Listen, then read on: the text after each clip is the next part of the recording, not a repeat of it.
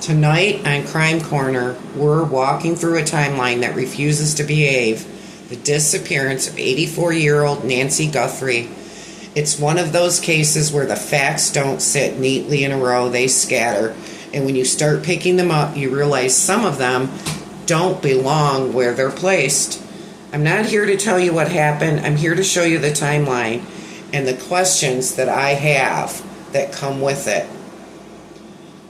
On November 20, 2025, Savannah Guthrie appears in a warm hometown segment with her mother.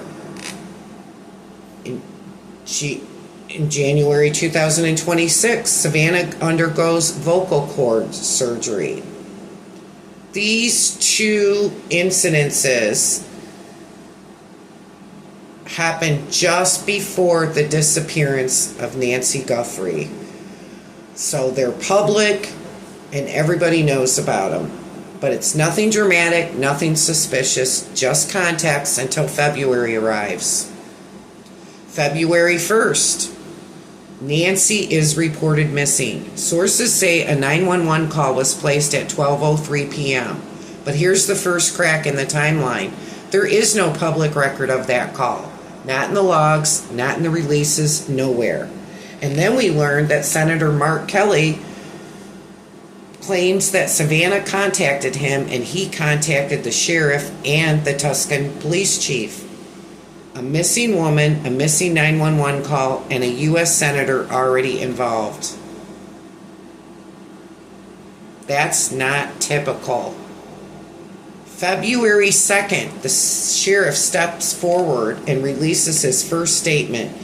He says Nancy's home is a crime scene. He says she did not leave on her own. She's mentally sharp, not suffering dementia. He warns she needs medication that could become fatal if missed. He also says he's working with the FBI. Behind the scenes, investigators deploy aircraft, drones, search dogs, and homicide detectives. This wasn't a casual missing person search. This was full force. On February 3rd, the home is processed and returned to the family.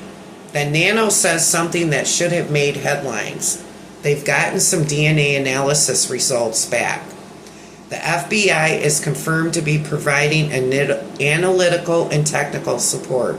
So when people later claim that the FBI wasn't let in, that doesn't match the timeline. February 5th,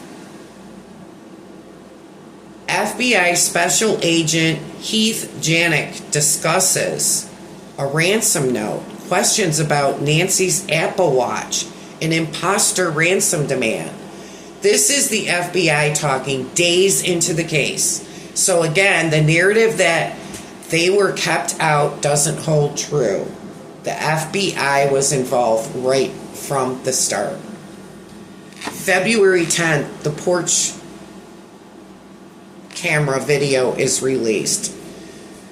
Fox News and Forbes report that FBI released porch camera footage that they say FBI Director Kash Patel posted on X. But here's the issue. There's no government.gov press release confirming the footage. None. The public learns about the video through Patel's X account and media reporting, not through official FBI channels. So we have to ask, was the release coordinated? Was it premature? Was it strategic? Was it even new footage? We don't know, and the uncertainty matters. Between February 11th and the 15th, gloves start appearing. A black glove appears near Nancy's home. And you got to remember, the porch guy video camera was just released on the 10th with a man wearing gloves. The area was already searched. There were no gloves found. But okay, a black glove appears near Nancy's home. Days later, another glove 2 miles away. Then CBS reports investigators collected approximately 16 gloves from the area. 16. Most belonged to searchers. One contained DNA from a restaurant worker, ruled out. Sheriff Nanos later says the glove had nothing to do with the case, but the public saw a masked figure wearing gloves, a video released under unusual circumstances, and then glove after glove after glove turning up. Roadside litter is usually cups, wrappers, and bottles, not gloves, and not 16 of them. It stands out, and it should. Right after that, or during that time, between February 7th and the 14th, when the gloves start appearing all over the place, Fox News publishes multiple pieces criticizing Nanos for attending a basketball game, for past controversies, for lawsuits, and political disputes. The focus shifts from Nancy Guthrie to Chris Nanos. But here's the truth. Nanos wasn't the lead detective. He was the spokesperson, the face, not the investigator. The real work was done by the detectives, crime scene personnel, analysis, and the FBI. Yet the media spotlight stayed locked on him. Several things get twisted in the public conversation. Not everybody watches Fox News. The FBI was involved early on. The area was searched. Nanos wasn't the detective. The gloves were mostly unrelated. But once a narrative takes off, it's hard to pull back. I'm not saying the porch camera video is fake. I'm saying the timing and method of its release raise questions. Because in true crime, how evidence enters the public sphere can shape the entire story.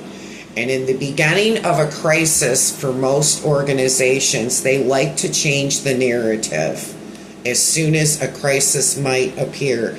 And that's what sounds like happened in the Nancy Guthrie case. If you think the same way I'm thinking, or you have questions about what I'm questioning, join me for a live video tomorrow night. Hit subscribe and the notification bell so you can join in on the conversation. I have a lot of questions and a lot of speculations that nobody is talking about. The disappearance of Nancy Guthrie doesn't form a straight line. The missing 911 call, a premature video release, an unethical way that it was released, 16 gloves, media misdirection, political involvement, an investigation whose public face overshadowed its actual structure. I'm not presenting answers, I'm presenting questions, and sometimes the questions tell us more than the answers. So join me tomorrow night live, hit subscribe, and hit the notification bell. Thanks.